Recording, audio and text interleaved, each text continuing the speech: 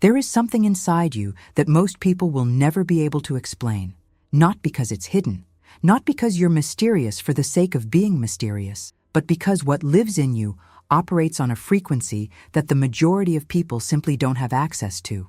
And somewhere along the way, after years of trying, after years of reaching, after years of opening yourself up, only to be met with confusion or silence or something that felt like polite indifference, you stopped trying to make them understand, not out of pride, not out of coldness, not because you stopped caring, but because you got tired, deeply, quietly, bone-level tired of translating yourself into a language that never fully captured what you actually meant. And if that sentence landed somewhere in your chest, stay with me, because this entire video is about you. There is a type of woman who moves through the world differently. She doesn't announce herself. She doesn't need to be the loudest voice in the room or the most visible presence at the table. She sits back, she observes. She listens, not just to what people say, but to what they don't say. The pauses, the hesitations, the way someone's energy shifts right before they say something they don't actually mean. The way a person smiles with their mouth but not their eyes. The way a room can feel tense even when everyone is laughing. She catches everything, all of it, all the time, without even trying. And most of the time, she says absolutely nothing, not because she doesn't notice. She notices more than anyone in the room. But she has learned through experience and disappointment and more than a few moments of being dismissed that pointing out what she sees rarely leads anywhere good. People don't always want to be seen clearly, so she keeps what she knows, files it away, adds it quietly to the long, private archive she carries everywhere she goes, the one no one else knows exists. That woman, the one I'm describing right now, that's you, isn't it? Pay close attention to what comes next. Because most people will go their entire lives without ever being seen the way you're about to be seen in the next few minutes. While other women spent their energy focused on being understood, you spent years trying to understand. While others were building large social circles and filling every weekend with plans and surrounding themselves with constant movement and noise, you were sitting somewhere quiet with your own thoughts, not because you had no other option, but because that was the only place where things actually made sense. The only space where you could breathe without filtering yourself, without performing, without editing everything you feel into something smaller, simpler, more comfortable for the people around you. You have always felt things at a depth that is difficult to describe, not just sadness or joy or anger in the way most people experience those things, but layers underneath layers, emotions that arrive without names, a grief you can't always trace back to a single event, a love so heavy it sometimes scared you. A sense of knowing that bypasses logic entirely and lives somewhere in your body, in your gut, in the part of you that has never once led you wrong, even when you tried to ignore it. You've always been a little too much for some people, and somehow, in the same breath, not quite enough for others. That contradiction has lived inside you for a long time, and you've never found the perfect words for it, but you felt it in the way a room goes quiet right after you say something honest. In the way people seem to love you best when there's a safe distance between you. In the way conversations can feel shallow and hollow even when you're surrounded by people who are supposed to know you well. Here's where everything changes. That thing you've been carrying, that sense of not quite fitting, of seeing more than most, of feeling things at a depth that others seem immune to. It is not a flaw.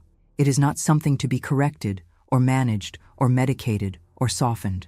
It is not evidence that something went wrong inside you somewhere along the way.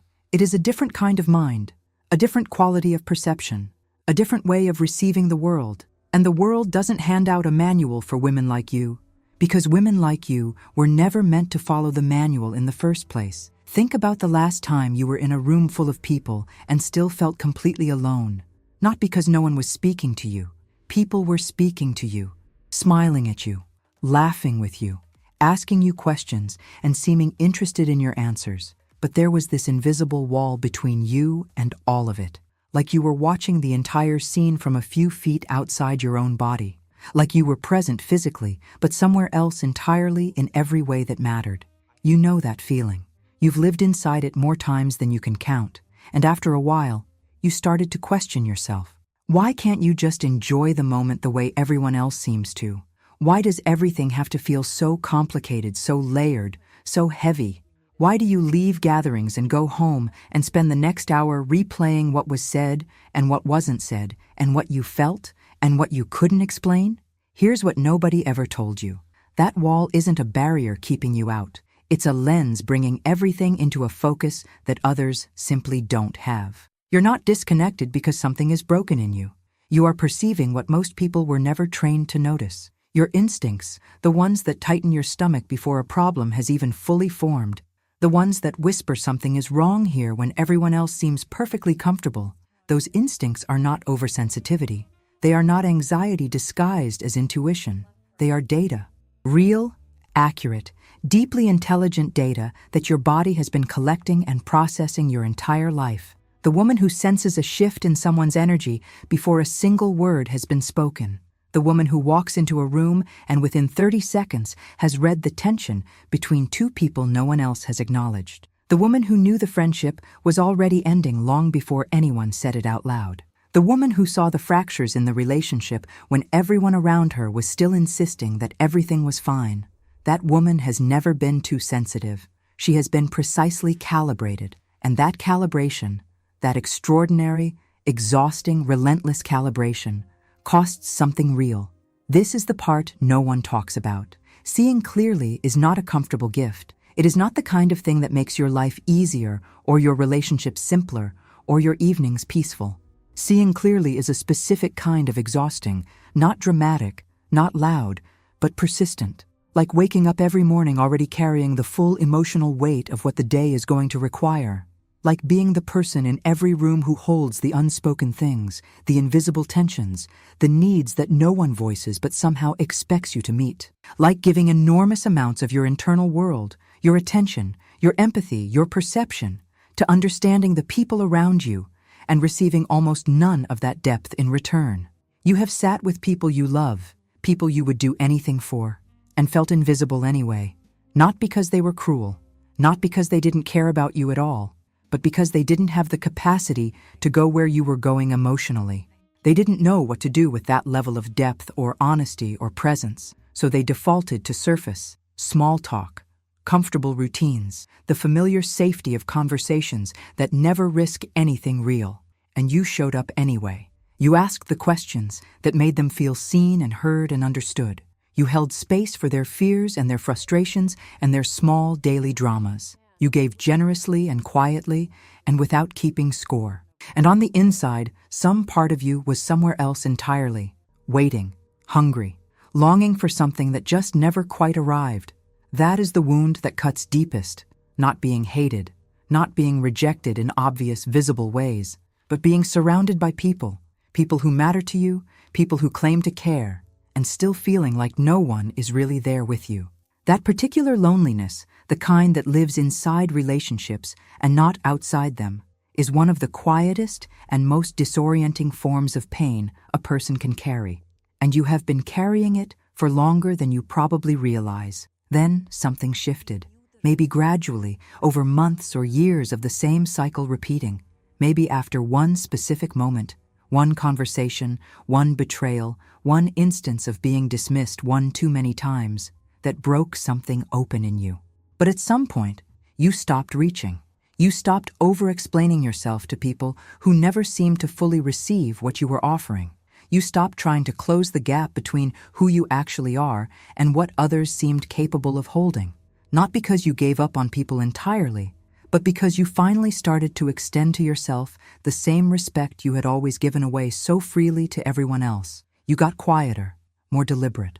Your circle got smaller, not because you became cold or bitter or closed, but because you became honest. You stopped spending your finite emotional energy on connections that consistently left you more depleted than before.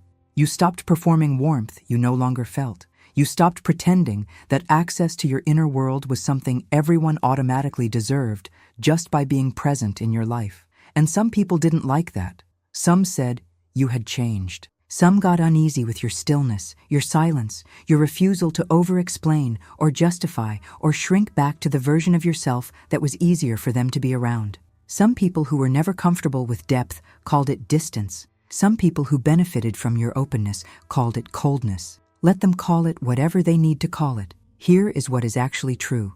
What you did was not retreat, it was refinement. The quiet you chose was not emptiness, it was clarity. You stopped surrounding yourself with the kind of noise that drowned out your own instincts. You stopped allowing people to talk you out of what you already knew.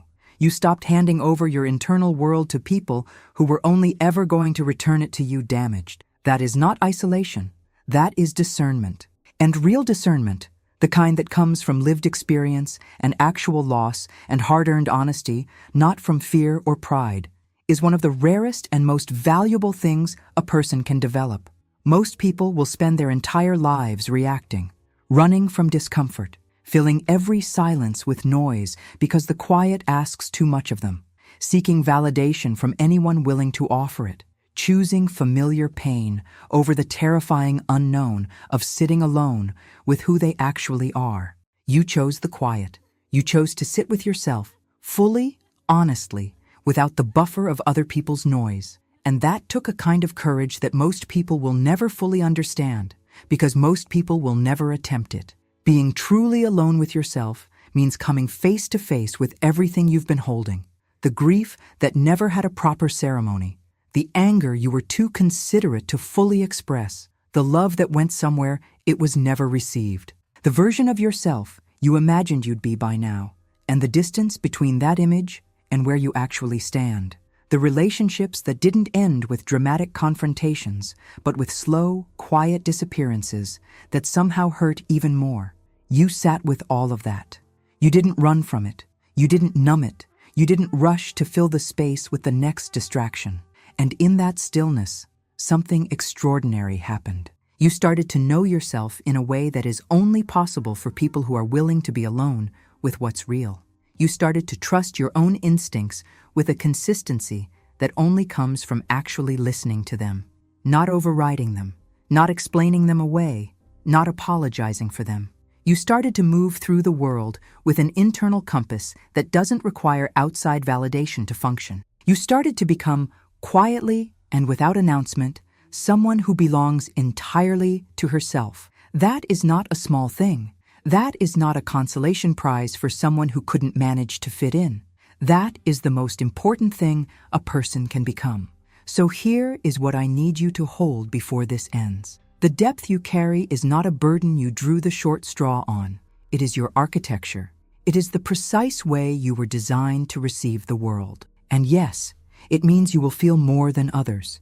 Yes, it means you will see what others miss, sense what others dismiss, grieve more fully, and love more completely, and be hurt in ways that cut to levels others don't even know exist in themselves. Yes, it means that conversations other people find perfectly satisfying will leave you hollow. Yes, it means you will always crave more honesty, more realness, more depth, more genuine presence than most people have ever been asked to provide. But it also means this: when you do connect, truly connect, with someone who can actually meet you where you live, or with a version of your own life that genuinely fits who you are, the quality of that connection is something most people will never experience in their lifetime, because you don't connect on the surface. You don't do shallow. You connect at the root, at the place where things are real and unperformed and completely honest. And there are other women like you, more than you think. Women who have walked through the same disorienting experience of seeing clearly in a world that rewards comfortable blindness. Women who chose silence over performance. Women who survived the specific loneliness of being surrounded but unseen, and came out the other side quieter, clearer, and more entirely themselves than they had ever managed to be before. You are not an anomaly. You are not broken. You are not the problem. You do not need to explain yourself to people who were never equipped to understand you. You do not need to make yourself smaller, quieter, simpler, softer, to compress everything you are into something less threatening, less demanding, less real, just to fit into spaces that were never designed with you in mind. You do not need to perform ease when everything inside you runs at depth. The woman who sees everything, who feels what others skim past, who chose her own silence over the noise of pretending, who kept moving forward even when the loneliness became its own kind of weight, who never once fully stopped believing that somewhere, something would eventually match the size of what she carries inside.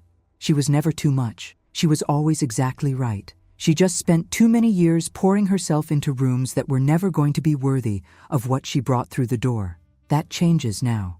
Not because the world suddenly becomes easier. Not because the depth you carry becomes lighter, but because you finally stop apologizing for it. Because you finally look at everything you are.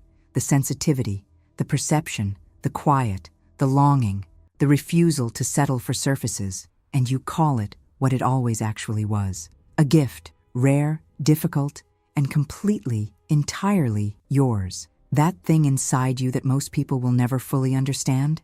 It's not the part of you that needs to be fixed. It's the most alive thing about you. And it always has been.